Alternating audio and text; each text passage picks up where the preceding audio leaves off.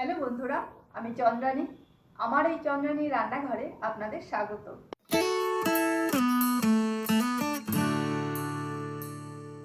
আজকে আমি যে রেসিপিটা নিয়ে এসেছি সেটা হলো কলমি শাকের। কিন্তু কলমি শাক দিয়ে করব না, করব কলমি শাকের ডগা দিয়ে। এই কলমি শাকের ডগা দিয়ে তৈরি করব কলমি বাহার। আসুন রেসিপিটা দেখে নিই।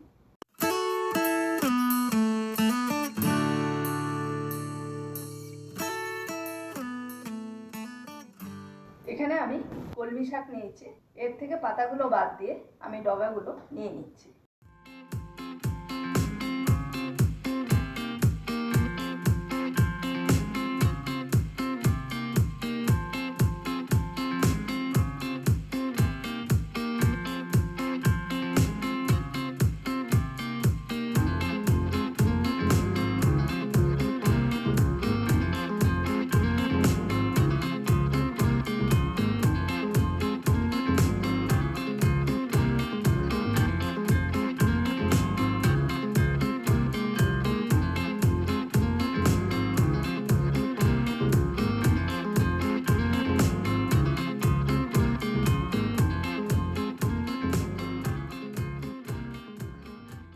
এবার এই ডগাগুলো আমি ছোট ছোট করে কেটে নিচ্ছি।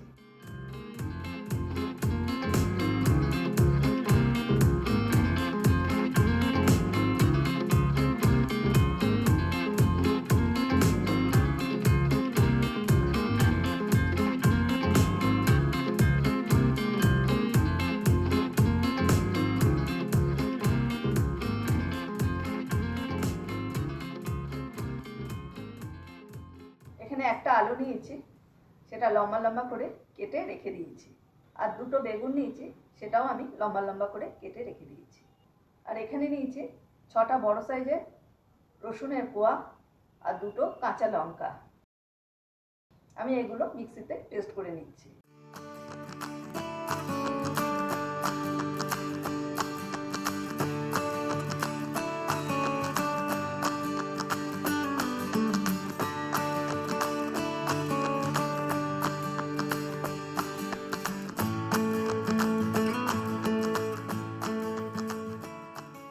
কড়া ওভেনে বসালাম।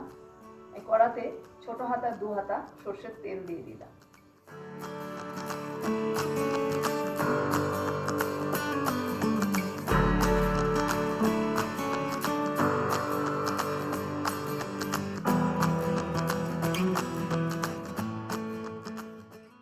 তেল গরম হয়ে গেছে, তেলের মধ্যে দুটো শুকনো লঙ্কা আমি দিয়ে দিচ্ছি।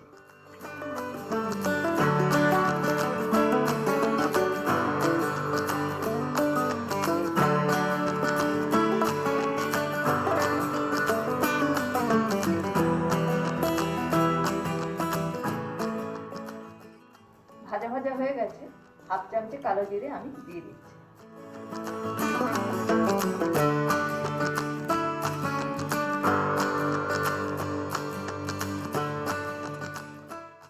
এবার এর মধ্যে আলুর টুকরোগুলো দিয়ে দিচ্ছি।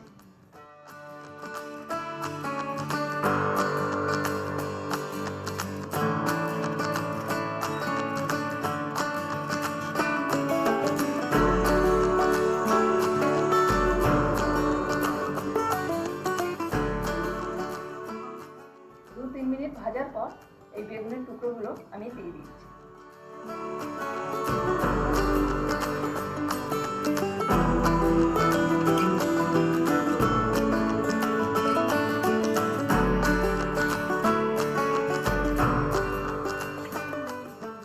এর মধ্যে 1 চামচে হলুদ দিয়ে দিচ্ছি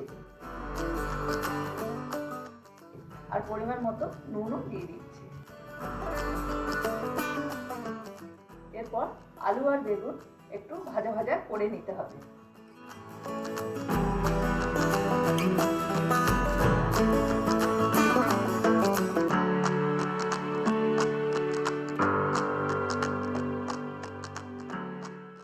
ভাজা ভাজা হয়ে গেছে, এর মধ্যে 1 হাতা সর্ষের তেল আমি দিয়ে দিচ্ছি।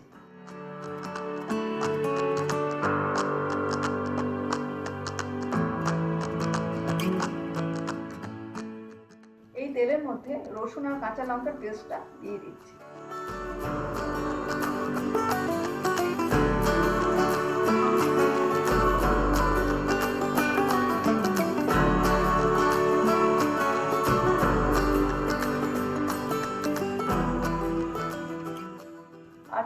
চামচের 2 চামচ কাশ্মীরি লঙ্কার গুঁড়ো দিয়ে দিচ্ছি।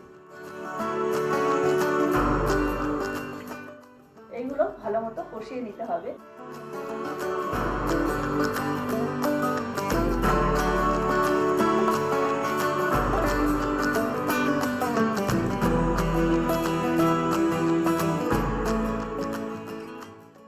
এবার আমি কলমি শাকের ডগার টুকরোগুলো দিয়ে দিচ্ছি।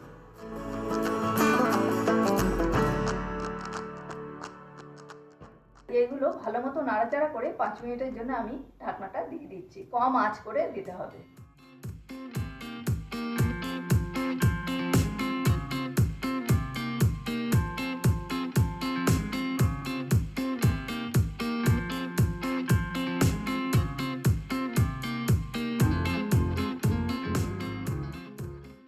পাঁচ মিনিট হয়ে গেছে, আমি ঢাকনাটা খুলে ফেলছি আর 2 হাতা জল এর মধ্যে দিয়ে আমি আবার ঢাকনাটা দিয়ে দিচ্ছি।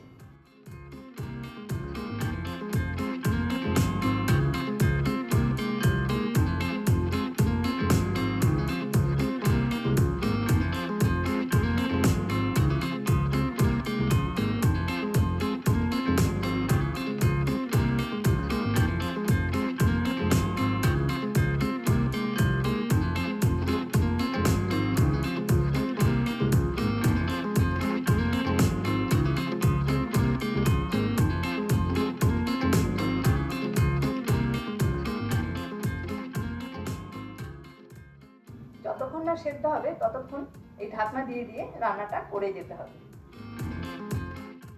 ঢাকনাটা খুলে ফেলছি। এবার এগুলো সেদ্ধ হয়ে গেছে।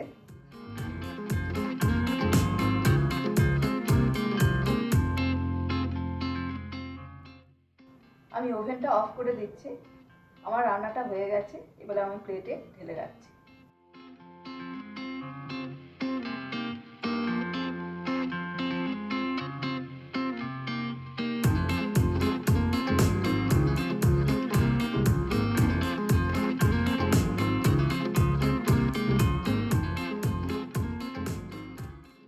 আমার রান্নাটা হয়ে গেছে। এটা বহু পুরোনো দিনের রেসিপি। এটা মা ঠাকুমার কাছ থেকে আমার শেখা। আমি আপনাদের সঙ্গে সেটা শেয়ার করলাম। আজ তাহলে এ পর্যন্ত। আমার চ্যানেল অবশ্যই সাবস্ক্রাইব করবেন, লাইক, শেয়ার আর কমেন্টস করতে কিন্তু ভুলবেন না।